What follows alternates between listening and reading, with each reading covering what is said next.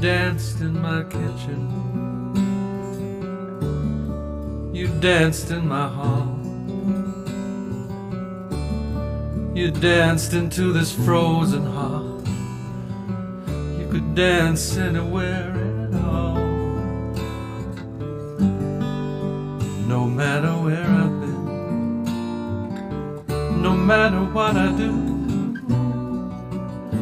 when the sun sets every evening, I always think of you. Best light your candle, night is on the way. There's a broken heart for every hope they say. It was easy to get here, impossible to go. Your shadow's over everything, everything.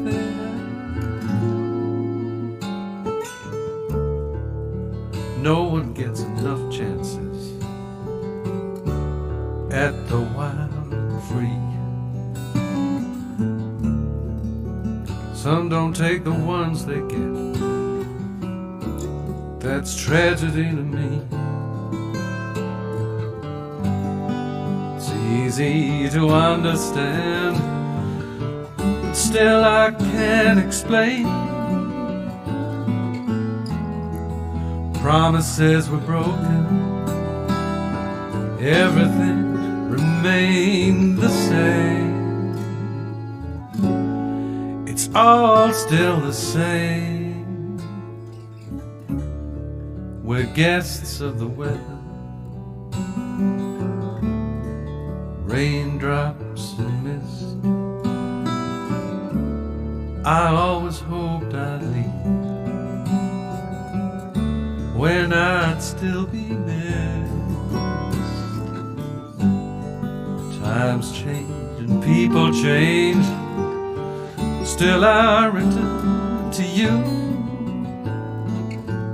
I believe no one tries to do evil, no one tries to be untrue.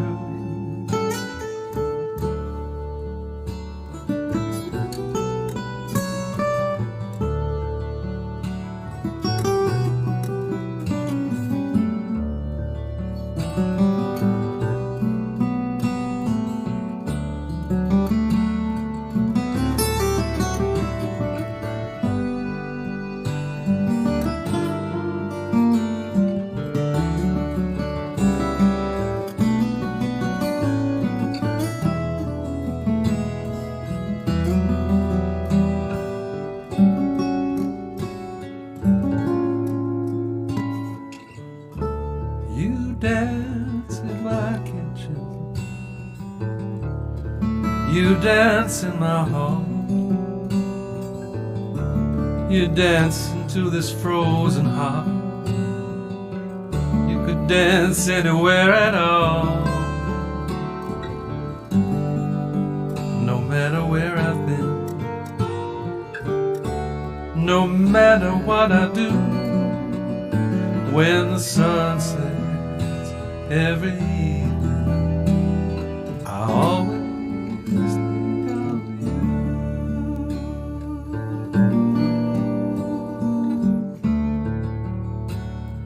I always think of you.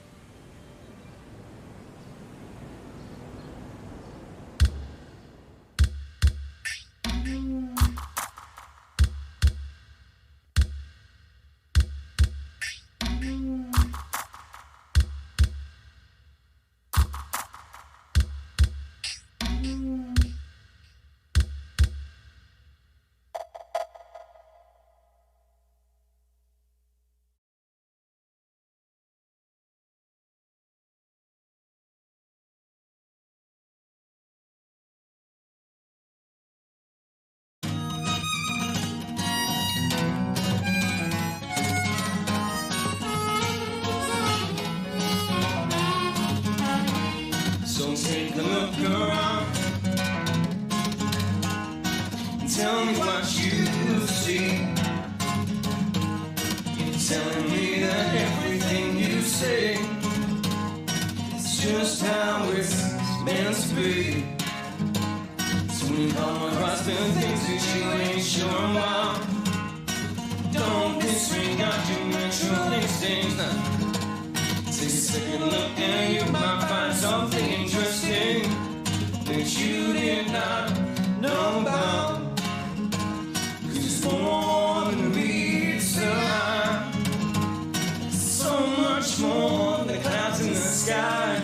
The strange things that happen in these lives, the strange things that go over the night. So open up your mind and have a real look. Take a second glance at what you once missed up. 'Cause so many disregard what they can't see. Don't trust the news to tell you your identity. And I hope that one day we might find out what really went down. Wheels out discrepancy, search parties went out, no bodies were found. So many disregard what they can't say. I guess it's our modern day society. But you're not alone in this world. You're not alone in this crazy world. 'Cause so many disregard what they can't see. Don't trust the news to tell you your identity. You're not alone in this world. You're not alone. This crazy world, you're not alone. This crazy world, you're not alone. This crazy world, you're not alone.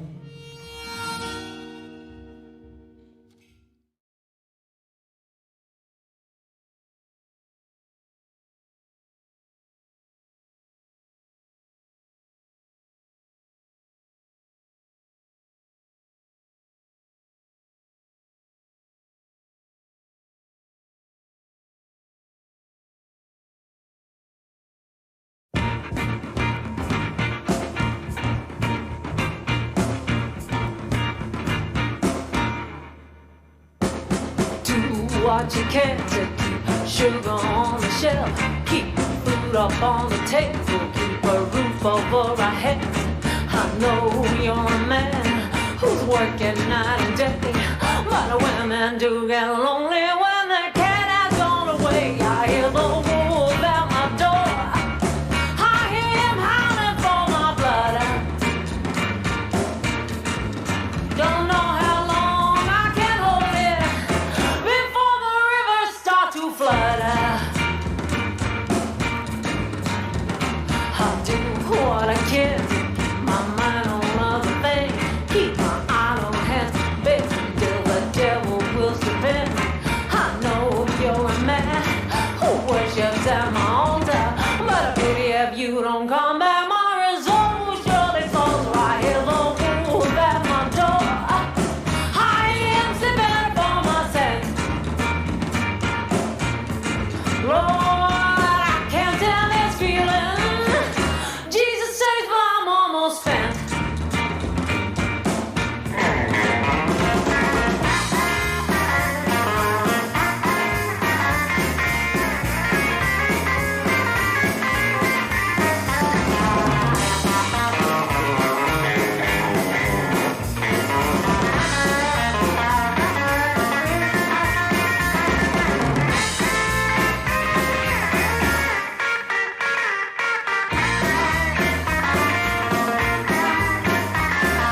Does what he can to keep my nerves on red alert, keep my heart stuck in my throat, keep my pulse going berserk. I know he's a man who always gets his way, let down the jack of hearts, and I just know I have to play. I hear the wolf at my door,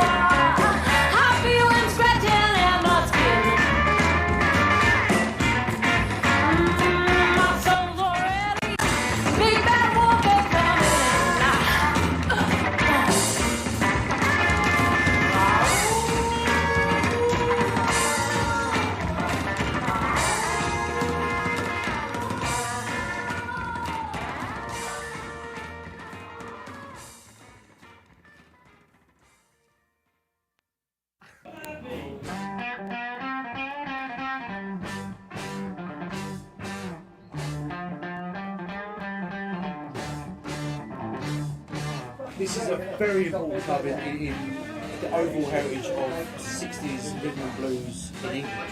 This is where it all happened. This is where it all started. Having the Who,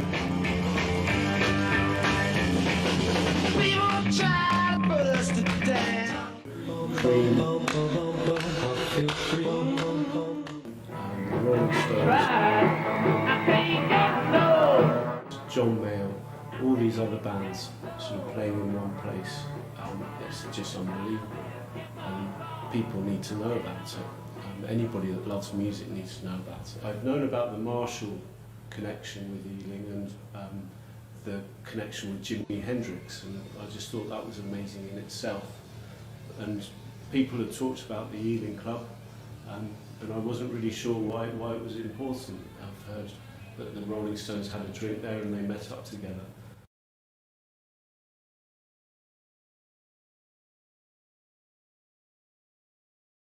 We're talking that this is where things were invented in Ealing, you know, things actually organically formed from this very place. So there's no other place in the world like this. Every band that came through in the 70s and the 80s has been influenced by the music that comes from this one club. You know, if it wasn't for Leicester's Corner and the Ealing Club, we wouldn't have Led Zeppelin, we wouldn't have Deep Purple, we wouldn't have, in some respects, Black Sabbath.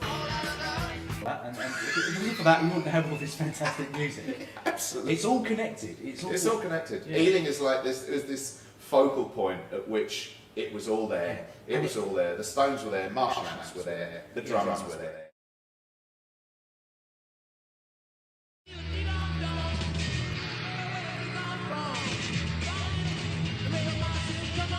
One was very, very aware of the music scene right through from the year. There was a thriving youth club scene of blues bands and early rock bands. And so I was very aware of Ealing's musical heritage. And it kind of, I suppose the first thing was it irked me a bit that everybody used to go, all about the Cavern, all Liverpool, the Beatles, and I never really liked the Beatles. I was much more into blues and R&B stuff, and I thought, well, look, somebody really needs to be actually making a bit of a noise about this. On March 17, 1962, Leicester's Corner and Cyril Davis founded what was to be Britain's first electric blues club. And from that went on to the Rolling Stones. Well, Brian Jones met Keith Richards and Mick Jagger there a month later. It became the place where many of the embryonic big mega rock stars that we know of now would say pay their dues, cut their teeth. Had Mick Jagger and Keith Richards not met Brian Jones, the Rolling Stones would not line up, would not have been formed. First time I've been there in about 50 years, almost 50 years, and it was quite emotional for me actually, because I've always thought the Ealing Club as being part of my lifetime, part of my heritage, and I can remember standing outside the club in the freezing cold with a bag of chips listening to music coming up through the pavement. About 1965, 1966, I think was my heyday there. It was fantastic. I mean, we were all very young, and cannot remember the bar. Now, I was probably underage anyway, so I probably had to send someone to the bar. It had low ceilings. There was the room where the group played, which had a sea of people in it. I don't really remember the stage. I'm not sure I ever got close enough to it. That style of music hadn't broken through in this country, and it was like a melting pot for the R&B sound that later became the British blues scene. And it was so exciting, you know. We hadn't heard anything like that before, and it just was right inside us, you know. I remember live bands, and I remember especially Mark Cleveland 5, who I thought was fabulous.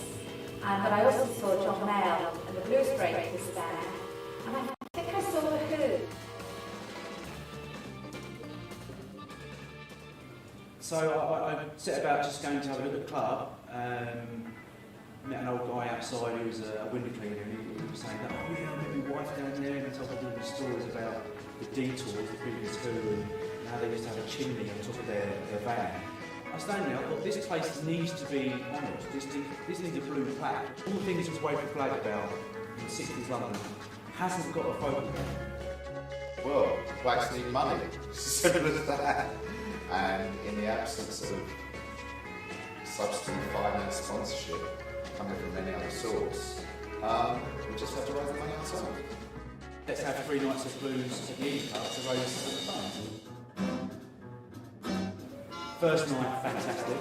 Second night, I mean, Louisiana night was just unbelievable. And then the third night, Bob and his boys, what can I say? It was absolutely fantastic. To get a flag put up for it. And I said, yeah, I've got to attend something like this. I was here in 1962 and we saw the Stones, totally unknown group. This is where the whole thing, Alexis Corner, the whole, I read books about this shit for years. At the early days of the clubs were in the Rolling Stones used to play around. I know nothing about the evening, but I'm glad I'm here. And this is where it fucking began. Down these shitty steps, you can look at it, when you like pure Alan Parker's going to be quicker than that. A really important piece of music history, not only the UK but in fact the world. Without this club, there'd be no Led Zeppelin. Fucking Jagger and fucking Richards should be down here, right, with their fucking cocks hanging out, playing guitar, going, this is fucking awesome. This is actually what started it. Yeah, the blues. It's one big sea of music, emotion. As you can hear. Yeah, it's everything is. It starts with blues and ends with blues. It starts with cats. Yeah, absolutely. Yeah. If you've ever got a cat, just don't want a cat. Everything, all my friends, all across the States. Thank you very much. And good night. I standing there, and just thinking about the heritage of the place and the fact that we were in there playing the blues, raising money for the plaque. I had to pinch myself at times. It was a very, very special 3 days. Yeah. I don't just see the plaque as just a memorial to the past, but hopefully a foundation stone for the future. Early in the morning, me and a baby done right. We don't never have to fuss and fight. Chim, chim, chim, chim, chim, chim, chim, chim, chim, chim, while we ain't in the blue. Tell me, baby, everything's all right. Woogie, woogie, baby, I've been taking all night. Chim, chim, chim, chim, chim, chim, chim, chim, chim, while we ain't in the blue.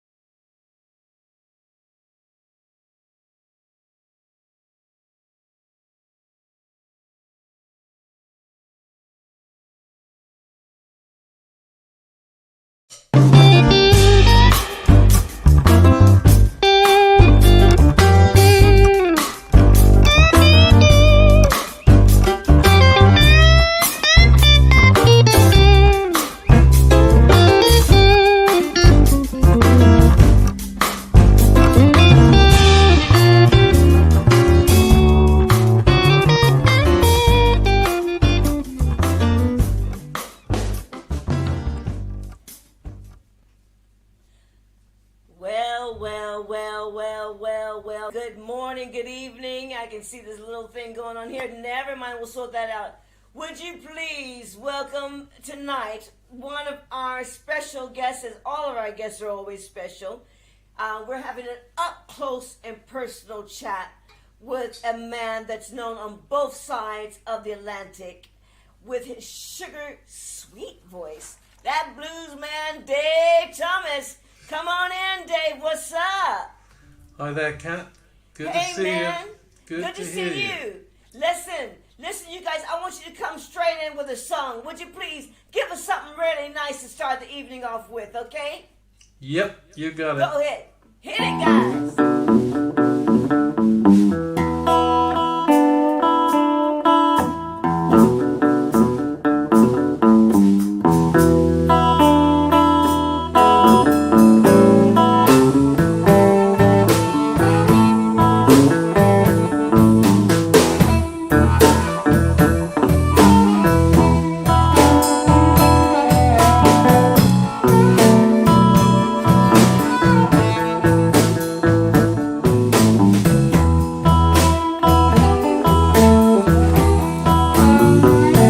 You're taking my possessions, my BMW.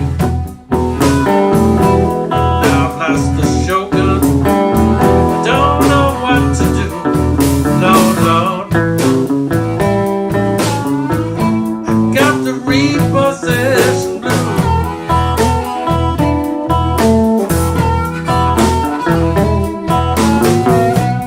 Oh, Lord. I got the repossession blues.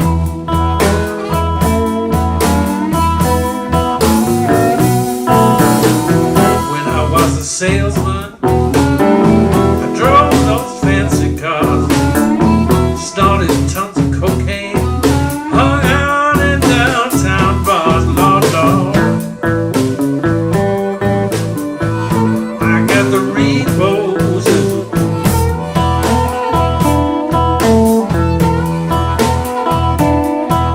Oh, Lord, Lord, Lord, I got the repossession blues.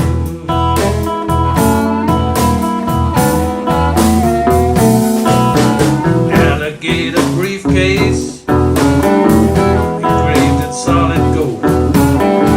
When I was young, I had my home. Now I'm growing old. Lord, Lord,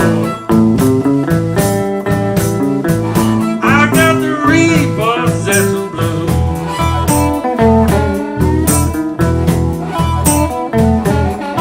Oh, Lord, Lord, Lord, I got the repossession blues.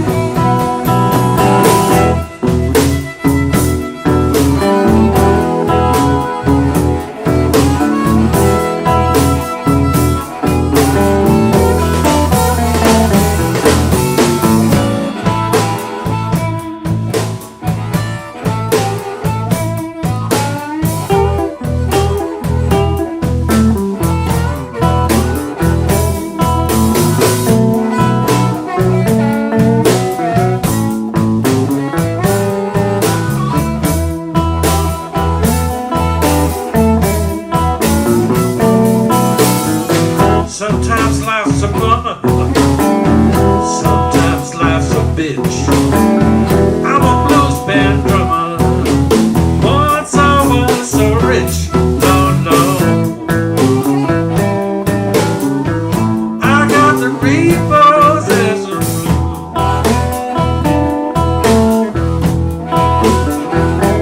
Lord, Lord, Lord, Lord, I got the repossession blues. Come on, Gary.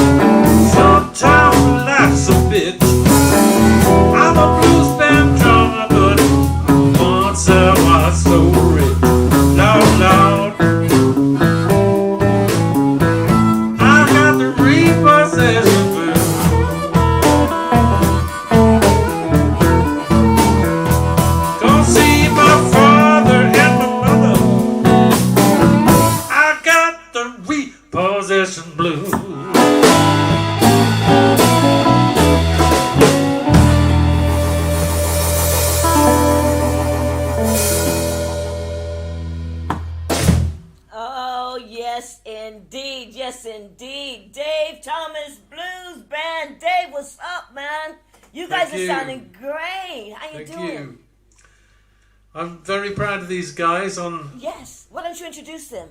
I will do that. On the bass, I've got a wonderful bass player called Malcolm Jackson. He plays blues like it should be on that bass guitar, and that's something I've been looking for a long time in the UK. Excellent. They're rare as hen's teeth. Okay. On the drums, Terry Anderson, who I think is all the way from where? New Zealand? Yeah, that'll do. Other stuff. Amongst other places. He's travelled a lot. And my lovely, superb harmonica player, Gareth Tucker. So pleased to have him aboard with this band. Hello, everybody. Welcome to Live Talking Blues. Thank you so much for coming over and saying hello to everyone and sharing with our audience and your audience what you got to do with the blues. Hey, listen, Dave. Now, listen, man. You're a Welshman. Is that correct? Yeah. Now, how long I've been knowing you? I didn't know that. You know what I mean? Well, considering we both share the same surname, it's odd that we didn't connect it. But yeah, I'm Welsh. I get it. Like we did back at home. Excuse me, like we did back at home. You started playing in the church, in the Welsh. Yeah, I started singing in a Baptist chapel, which is where I went when I was young, and they encouraged me. I guess they thought I could sing a bit, and I started to think maybe they were right, so I just kept on going. But the real thing, I wasn't aware of it at the time, but my mother's family, she was the youngest of 13 kids, and she had 10 elder brothers, and they formed a male voice choir in the docks in Newport, South Wales, where I was born and bred. So it was in the family, and I always had an inkling, but I did one of these DNA tests through Ancestry.com, and I'm 50. Let's get this right. I'm 52% Welsh, 38% Irish, 7% Scottish, and the other 3 that remains, I think, is English and or Western European. So basically I'm Welsh Irish. That's the main stuff. Throughout and through. And those cultures are known for having great voices. Like I said, sugar sweet, didn't I? Yeah, indeed. And you started about the age of 12. Is that when you picked up the guitar as well then? Yeah, that's when I got my first guitar. I still got it today. Do you really? I use it for slide playing. It's a lovely old Hofner Congress. My mother bought it for me. She was saving for my 21st birthday, and I found this envelope in hidden away, and I managed to persuade her that 21, it was the same numbers just in a different order. And I said I could really use the money now, so she spent 12 guineas on my first ever guitar. 12 guineas. Now, 12 guineas. That tells you how long ago. What does that work out to be? Well, a guinea is they still use it in racing, I think. Yeah, they do. Yeah, I've heard of that. Yeah, but it's basically a pound plus a shilling. Wow. So it's an expensive guitar. Well, it was for her, bless her. Yeah. Exactly. I mean, back in those, it's hard to see. I was listening to something, and someone was paid. Oh, it was on the Smithsonian Channel, and someone had a wage of £500 a year, which worked out to a 6-figure pound. This is the Victorian times. I think it was Victorian or before Victorian. No, it was before Victorian. But at £500 a year, it worked out to a 3-figured amount now, $400,000 a year or something like that. Yeah. £500 a year. Can you imagine? That won't even take you for the week here, isn't it? That's right. It's I filled crazy. up my car with petrol yesterday. Yeah. And I think it was the best part of £95. And I remember the first time I filled up my first car, and that was less than a £5. So what? Well, yeah. It's either your car has gotten bigger or petrol's gone it's way a up, man. slightly bigger car, but it shouldn't make that much difference, should it? No, I'm listening. I don't want to start talking politics, and we stay on the blues, but yeah, things have gone up, and so that's how we're rolling. So look, you started playing the blues. You started playing guitar at 12, but what got you hooked on the blues? Because before the blues, you were playing what? No, the blues was the first thing, really. Apart from some very basic things that I taught myself, I just saw on the TV there was a great program at 6 o'clock presented by a guy called Cliff Mitchellmore, and he had special guests, and I remember seeing Sonny Boy Williamson and Memphis Slim, you know, another time. Yes. And I was just completely hooked, absolutely hooked. And I think it was something to do with the rawness, the realness, the honesty of it all was such an antidote to the sugar and saccharine type stuff that I was hearing a lot.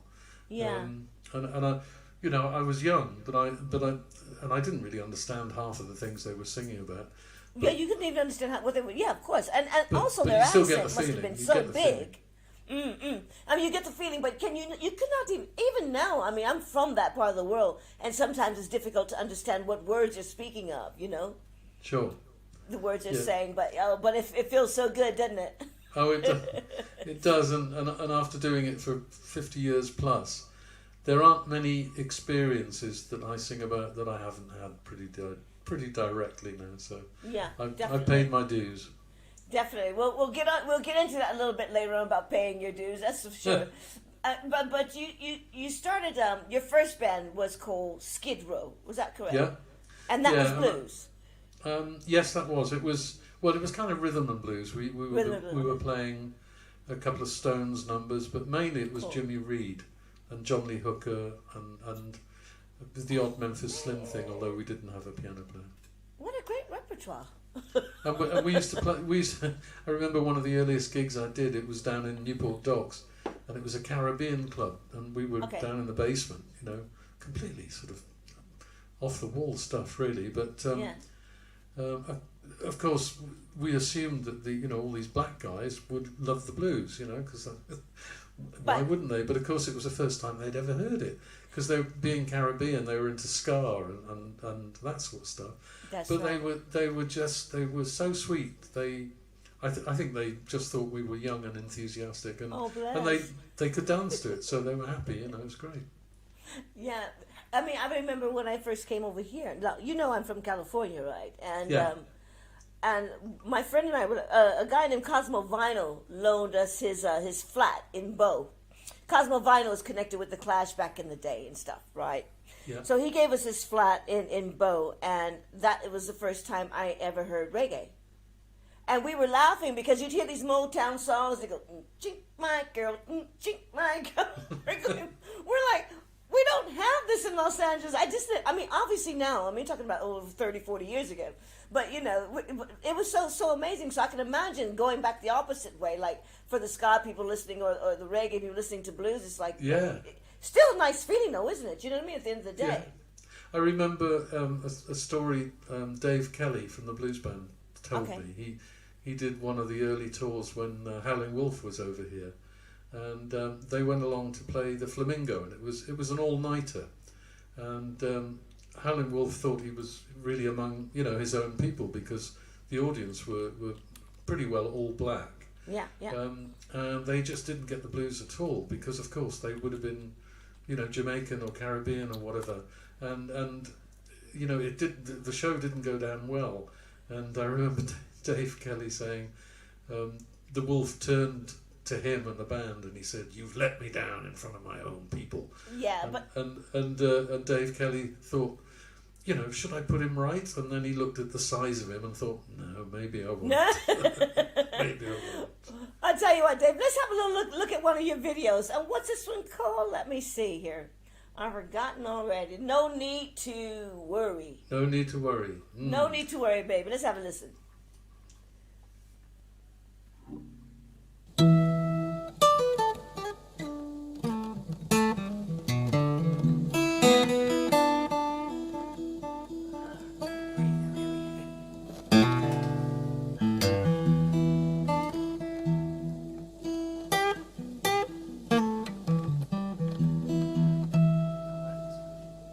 No need to worry, baby. Ain't no need to cry. No need to worry, darling. Ain't no need to cry.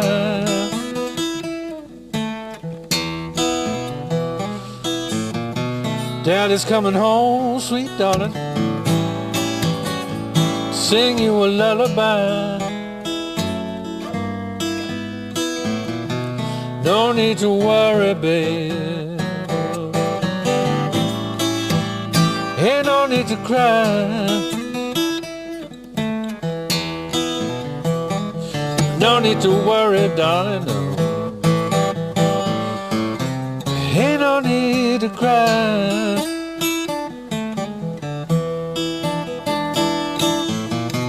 Daddy's coming home to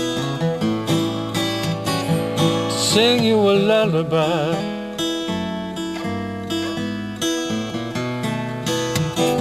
Been away working, working like a slave. 5 long years, just trying to earn some pay. No need to worry, darling. Ain't no need to cry.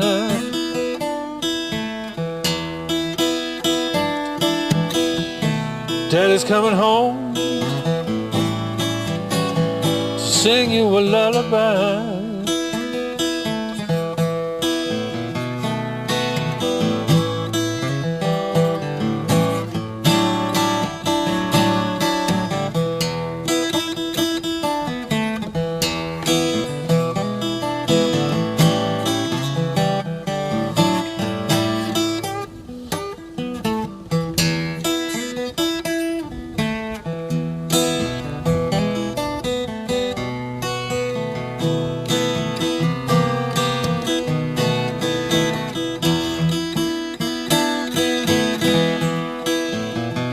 No need to worry. Ain't no need to cry.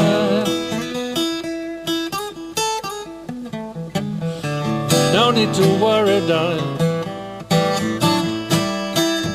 Ain't no need to cry.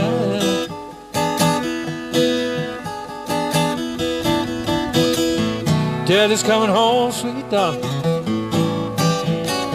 Sing you a lullaby.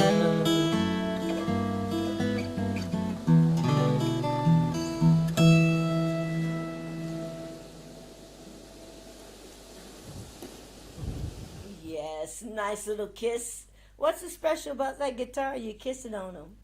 Well, it's not so much the guitar, though that's my favourite acoustic. It's an It's Epiphone beautiful. Texan Sounds guitar, gorgeous. But, Yeah. I wrote the song, it's a lullaby for my youngest daughter, Miranda. I wrote it when I Yes. was recording with Wallace Coleman over in Cleveland, Ohio, and I was away for a long time. So it was it's a lullaby, and the kiss was for my young daughter. How beautiful. Listen, so let's go back to Skid Row, if you don't mind, you guys. Anyone can interject, okay? Anybody want to say something? You guys, you're all welcome to say hello or whatever. Hope you got some beers or some gin or something. Listen, but I just wanted to have a little chat with.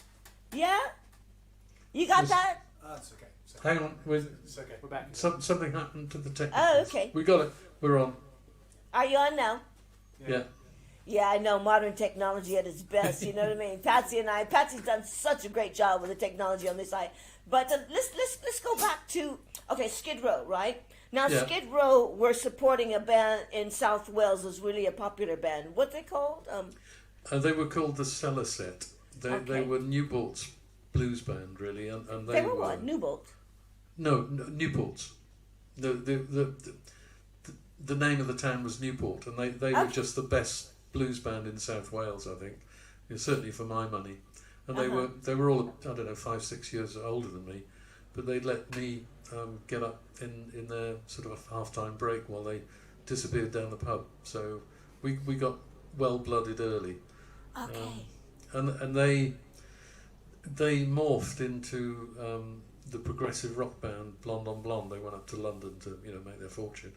And then they came back and got me because they needed a new singer after the first singer decided to set up his own band after they'd done just one album. So I joined them and did the next 2 albums and toured all over Britain, really.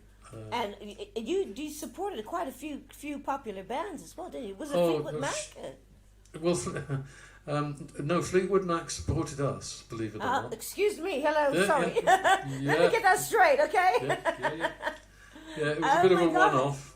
It was a one-off, but it was just before they left for the USA, And Okay. you know, they've been very successful, but of course, you know, Peter Green had his drink spiked, and Jeremy Spencer had gone missing, and they weren't quite the band that they were, and they went to the US and reinvented themselves as something else. I mean, not a blues band anymore, really. Yeah, we but did that- enjoy that Rumors, time- though. Yeah, we That's- enjoyed that- the Rumors album, didn't we? Oh yeah, sure. So it's okay. Yeah. I mean, I do love how bands. I mean, do you remember the band Everything But the Girl? It's Yes. Not, yeah, and when I first came to England, they were kind of, I don't know, pop. And then, like, by the 90s or something like that, they had ventured themselves into this really rock and dance group, you know, a dance band, which was, she still had that sweetness, but they just, the whole thing. So, you know, if you got to survive, what I'm saying is survive, you know, but blues is always going to be the blues, isn't it? And it'll come in Absolutely. different forms. And, you know, maybe Robert Johnson's a little bit different than Shamika Copeland's doing it or whatever like that. But we still know the blues, don't we? Well, it's a feeling, isn't it? The blues fundamentally is a feeling, and if you can't get to the roots of that, you aren't a blues player. I don't think. Doesn't matter how clever you are, you know. Yeah, I see. Well, let's hear a little bit of your blues. Would you mind playing another song for us, please, guys? Yeah. I'll do a song which I've recorded on my latest album, One More Mile. Okay, But cool. it's a song that I originally wrote when I was with Blonde and Blonde, I think, way back in the late 60s. Oh, wow, that's a treat. Well, So, thanks a lot for sharing that, Dave. Fantastic. Anyway, it's lived with me many years. It's called Poor Boy. Poor boy. I'm telling you, man. Poor woman, too.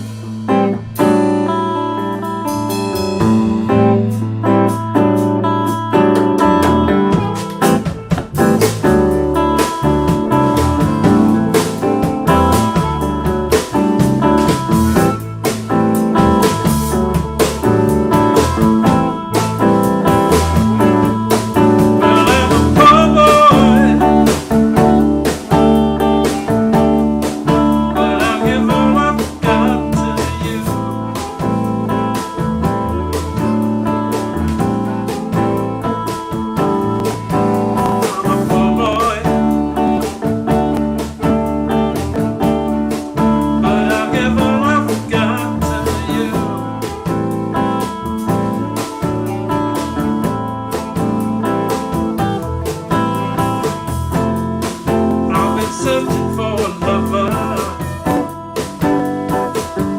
Nobody's a fool. Well, I'm a poor boy, but I'm nearly fully grown.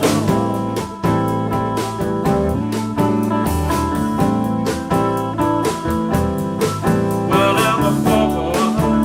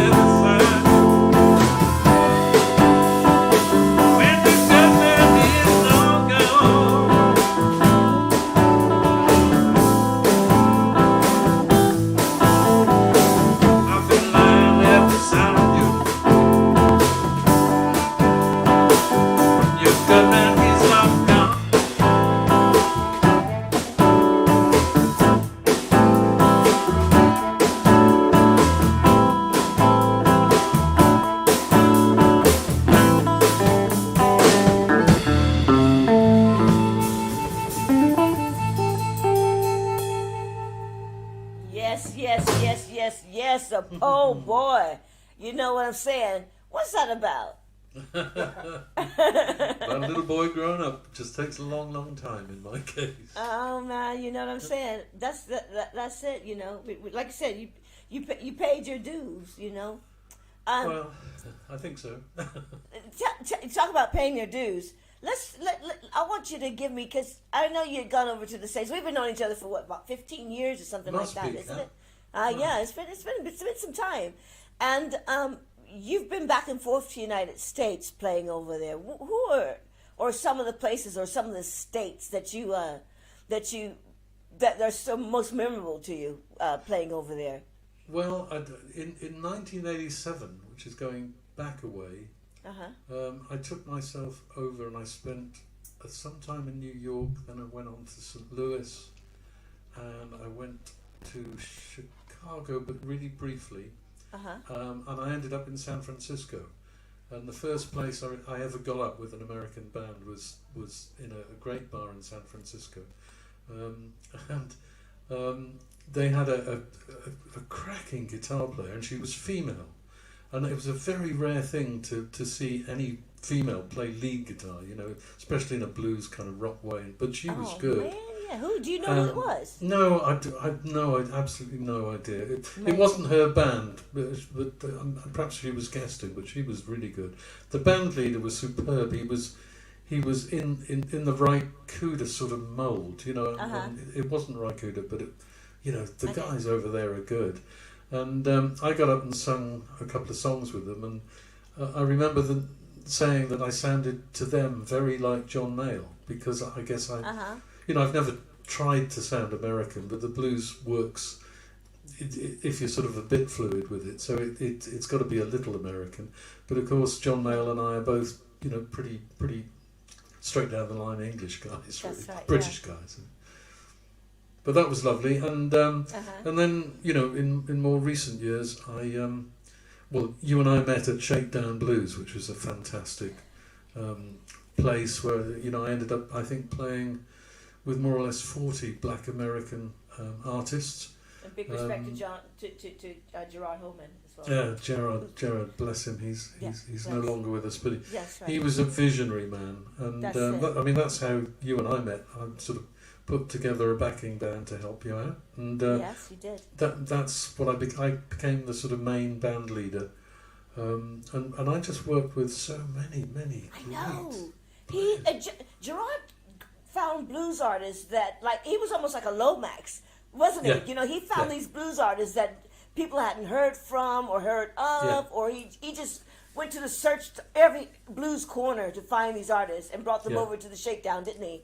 He did, but at the other extreme, of course, he was the first one that gave a gig in the UK to Mud Morganfield. That's right. So that was his first gig, I'm pretty sure, and he get people like Elmore James Jr.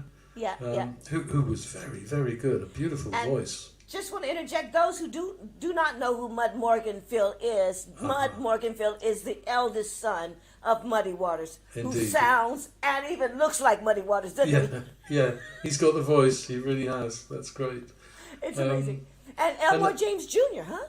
Yeah, and a really memorable one for me was Eddie Taylor Jr. Eddie Taylor was the band leader with Jimmy Reed's band. Okay. Great guitar player, really solid as a rock. And as a result of that, I sort of ended up in Chicago 4 years running, and I guested with several people that had worked with Muddy Waters, which was such a joy and an honour, really. Oh yes, absolutely. But my kind of spiritual home over there is in Cleveland, Ohio, where really yeah. Well, one of the guys that played at Shakedown was the wonderful harmonica player Wallace Coleman, he worked for 10 years with Robert Junior Lockwood's band, the only harmonica player Robert Junior Lockwood ever hired. And he and I did a joint album called Repossession Blues, that earlier tune that we did is the title track from that album. And there's another great friend of mine, Travis Moonchild Haddix, he's based in Cleveland. So if I go and sit in or play a couple of the gigs at the Chicago Blues Festival, I then tend to go on to Cleveland and hang out with the boys, which is lovely. Okay.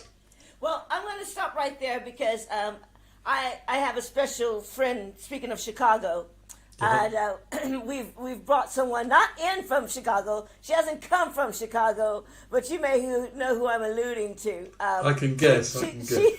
She's our roving reporter for the Live Talking Blues. She comes on every Wednesday, last Wednesday of the month.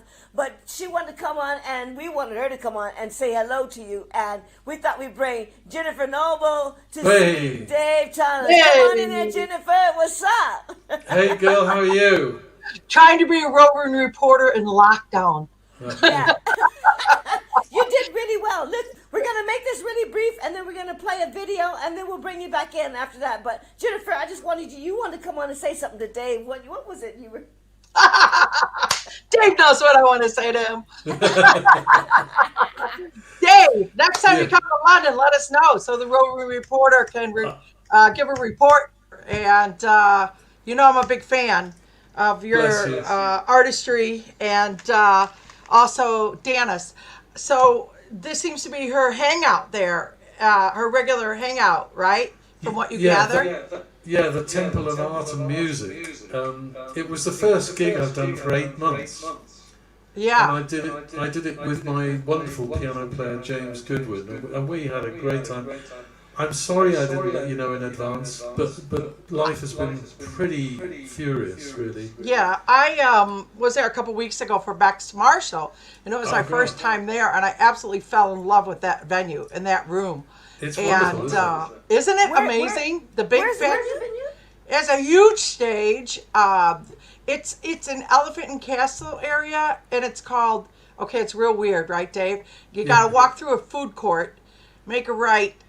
And you go into this big giant warehouse room. Right? It used to be a warehouse, I guess, and it's the guy decorates it with pianos, right? Yeah, Dave? he's got over 30 pianos in one room. It's just unbelievable. It's unbelievable. It's so eclectic of a room, which I love. Everything eclectic. But my piano player was in love with a stand-up Steinway that he had on stage. Ancient thing. How about that?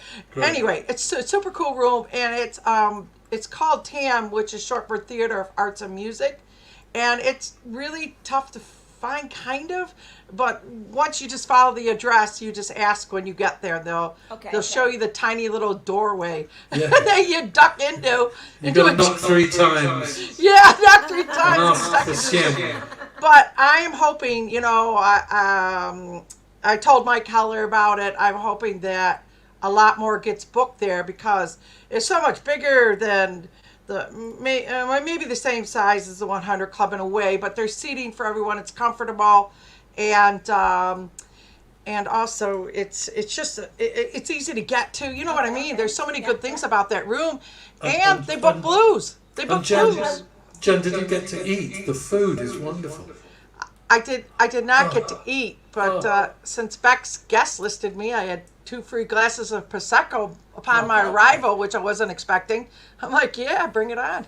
Thanks. And so Dave, when are you going to be there? Because we got a bit of an echo, so we're not going to keep this going. Dave, when are you going to be at this? I'm going to be back there with my band on the 31st of July.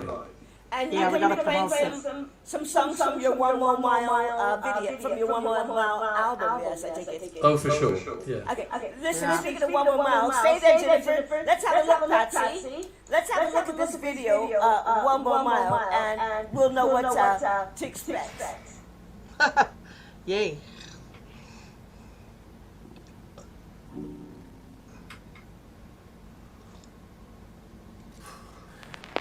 Smiling now, not knowing what the smiling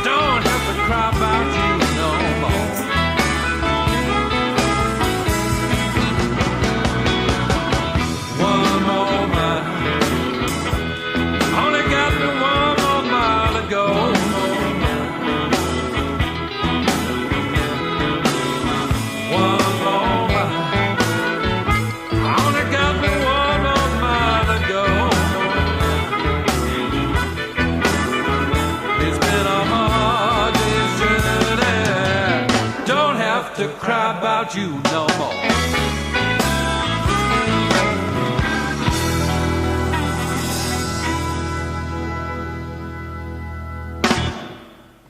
That is One More Mile from our special guest Dave Thomas here tonight. And we're also sitting in with Jennifer Noble, who's our roving reporter. She just popped in to say hello to Dave and get some tickets to go see his gig at the, what's it called? The TAM? The Arts Center? Temple of Art and Music. Temple of Art and Music. And Dave, you'll be there on what day again, please? 31st of July. 31st of July. And before that, you're going to be at the Cornhole, isn't it? On Friday, yeah, I'm playing a disc cornhole. This Friday? Yeah. That's I'm going to be doing a strange thing, really. I'm doing a solo set, and then I'm going to be joined by this really fun, clever, quirky guy called Terence Blacker. Okay. And then he's going to do a solo set, and then I'll join him for a couple at the end of his set. He's just a wonderful songwriter, and one great song he wrote is called "Sad Old Bastards." And okay. I think we're probably going to probably sort of go out on tour as SOB, S-O-B. Why not? You know. Yeah, why not? Yeah. Jennifer, we hope to see you out there as well. Just hanging out and getting some live music going, isn't it? Yeah, Dave, I want to just say before we sign off here, congratulations on all the success of your latest release. You've done quite well, and I look forward to your world tour. Me too. No, but really, and then Kat, the 31st, I'll be in Chicago. Been trying to get home for a year, so I won't be able to make that one, but hopefully Dave will keep coming back to that wonderful venue. Right? I hope so. Yeah. Yeah. Did you talk to Dana about getting on that Vietnam tour they're cooking up? Did you see that? Not as yet. No, but I am doing a couple of shows with Dana. Yeah. One at Shakedown Blues too, so that's going to be good. Well, that's cool. But I'll let you know. I'll give you all the dates in good time. So I can put it on the road. I said so I could put it on the Roving Reporter. Yeah. Rotation. Jennifer, you'll be here on the 30th of June, but you will not be here on the 31st of July. You'll be in Chicago, yeah? Correct. I got you. We got that one. And everybody, we'll also be taking a little bit of a hiatus in August. We won't be doing these shows. Everyone's going on holiday in August, so we'll be shutting the doors and opening back up in September. But we'll talk about that later, and we'll get some more Roving Reporter before you go away, Jennifer. And Dave, where can we get any tickets or get any of your live music or your CDs and find out where you're playing live? What's your handle? The best bet is to go straight to my website, which is davethomasblues.uk. davethomasblues.uk. You get most of it on there.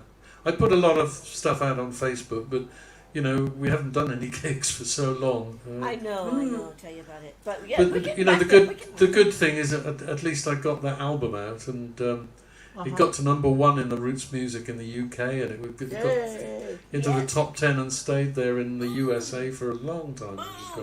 In blues and contemporary blues. Yeah, I was real pleased about that. Fantastic. Listen, go ahead, Jennifer. I got one more question for Dave. Do you think you'll be putting on your annual Blues Fest this year? No. No. Sadly, no. It would just be too much to organise. It's a Fine City Blues Festival. Oh, Fine City, of course. Yeah, you've done it with me, Kat. Yes, I have. Yeah, exactly. Yeah. But I'm very, very hopeful for next year. We want to do it on a proper scale, and we've got a fabulous venue in the middle of South Norfolk, which is great for social distance type gigs, and it's got a lot of land around it as well. So if the weather's good, we can have marquees and all sorts of stuff. It's called the Ban and Barrel. It's a great venue. And most people have never heard of it, but they've had bands like the Grateful Dead there, Savoy Brown. Wow. Yeah, recently. The last couple of years. Well, speaking of live music, you guys want to play one more song for us? And Love then to. We'll get the heck out of here. Let everybody listen. Everybody, you guys need to follow us on Facebook and subscribe on the YouTube channels. You can catch up with all these shows and also catch up with our roving reporter, Jennifer Noble, anytime on Facebook and on YouTube. But you guys take it away with another song. And Jennifer, don't go away. Everybody stay right there. We'll say goodbye after this song.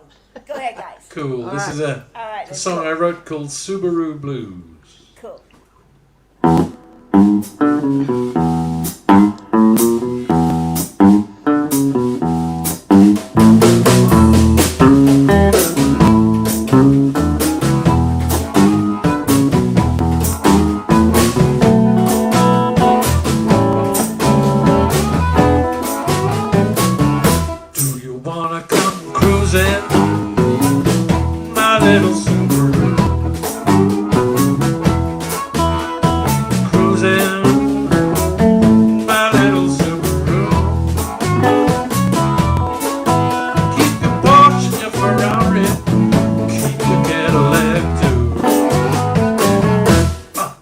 I said, baby, my little car is blue. I said, baby, little car is so blue. It's got no passenger in the seat. All I want to do is you. Won't you come cruising, our little Subaru?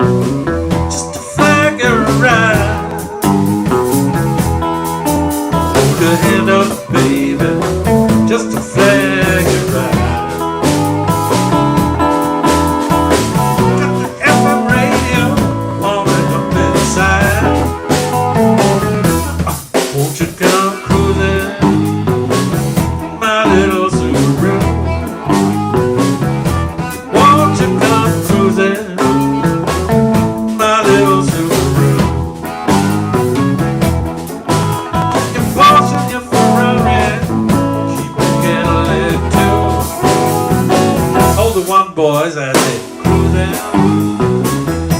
won't you come cruising?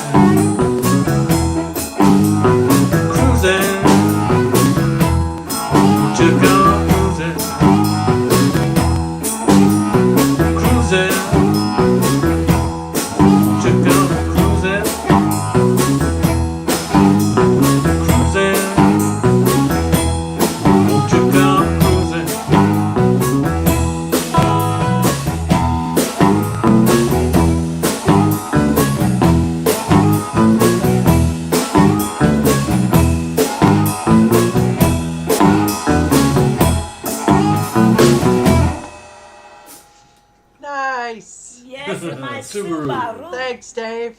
In my Pleasure. Subaru. Come cruising in my Subaru. That's a cute one, Dave. I like that. It's got nice Gold wheels, go faster stripes, man. That's the color. Yes, you know what I'm saying. Hey, guys. Hey, Dave, listen, why don't you introduce the band again to us, please, and let us know where you're going to be playing again? I will do. Malcolm Jackson on the bass. No relation to Michael. Terry Anderson on the drums. And the wonderful Gareth Tucker on the harmonica.